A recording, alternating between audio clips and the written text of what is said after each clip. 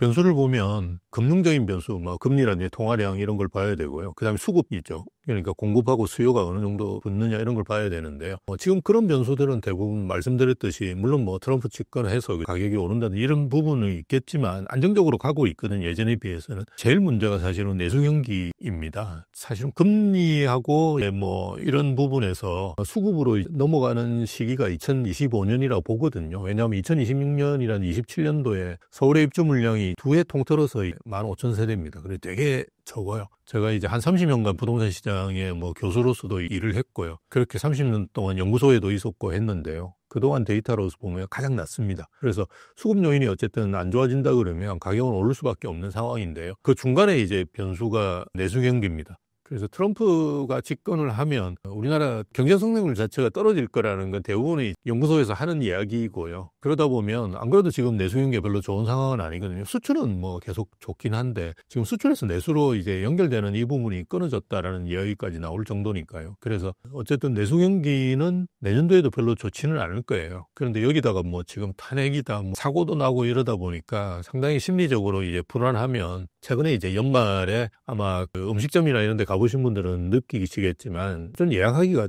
굉장히 편합니다. 요즘은. 그럴 정도로 내수 경기가 안 좋은 상황이기 때문에 내년에 어떻게 보면 가장 크게 작용할 변수가 내수 경기가 아닌가 걱정이 되고요. 그렇지만 이게 전체적인 시장 규모로 봤을 때는 우리가 내수 경기가 안 좋다고 해서 집을 안 사는 것보다는 집값이 지금 높다든지 대출 규제가 있다든지 이런 요인으로 해서 못 사는 경우가 더 많거든요. 그래서 영향은 있지만 사실은 대출 규제라든지 아니면 집값 상승이라든지 이런 측면하고 비교해 본다 그러면 아주 높은 그런 변수는 아니다라고 판단해 보시면 좋을 것 같아요. 그러니까 IMF 때는 저희가 아시다시피 가지고 있는 외환 보유고가 다 떨어져가지고 사실은 그렇게 된 건데요. 지금은 아마 우리나라 외환 보유 엄청납니다. 그래서 그럴 걱정은 거의 없다라고 생각하시면 되고요.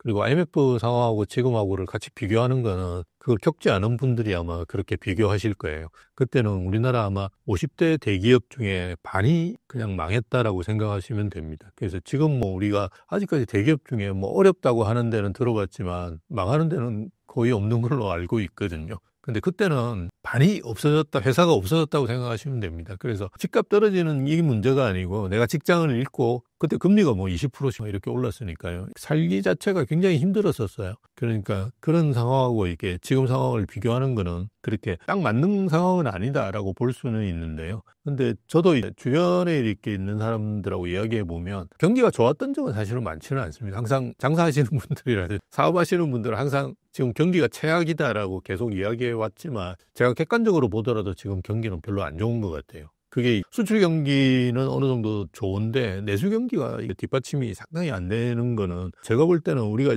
대출이라는 이런 거를 고려해 본다고 하더라도 자영업자 대출이 우리가 주택담보대출에 비해서 거의 한 2배 정도 됩니다. 그러니까 자영업자 연체율 같은 경우도 지금 거의 한 2% 정도 되거든요. 주택담보대출 연체율은 0.3%인가 0.2% 이 수준이에요. 그러니까 거의 한 10배 정도 높습니다. 그러니까 쪽이 굉장히 어렵다는 건 내수가 어렵다는 말이거든요. 그래서 이 상황이 굉장히 심각한 건 맞다라고 보시는 게 맞고요. 그리고 이게 어쨌든 수출이 좋아지면 내수는 좋아지거든요. 뭐 수출해가지고 번 돈이 밖으로 나가는 건 아니니까요. 그래서 좋긴 한데 그 시차가 분명히 있는 거는 같고요. 예전에 비해서. 더 이제 좀 더 길어지는 면은 있는 거는 같고 또 기업 입장에서 볼 때도 이게 뭔가 내수 경기가 좋아지려면 투자를 해야 되는데 뭐 설비 투자도 하고 그죠 물건도 만들고 이래야 되는데 지금은 거의 뭐 납작 엎드려져 있는 상황이라고 보시면 되거든요. 그러다 보니까 지금 더 어려워지고 있는 것 같아요. 근데 이게 뭐 지금 정치 일정이 어쨌든 빨리 안정화되는 것이 가장 급선무인 것 같고요. 정치 일정이 안정화되면서 조금씩 경제활동 쪽에서 긍정적인 변화가 있어야지 우리 부동산 시장 또 좋아지지 않을까 그렇게 봅니다.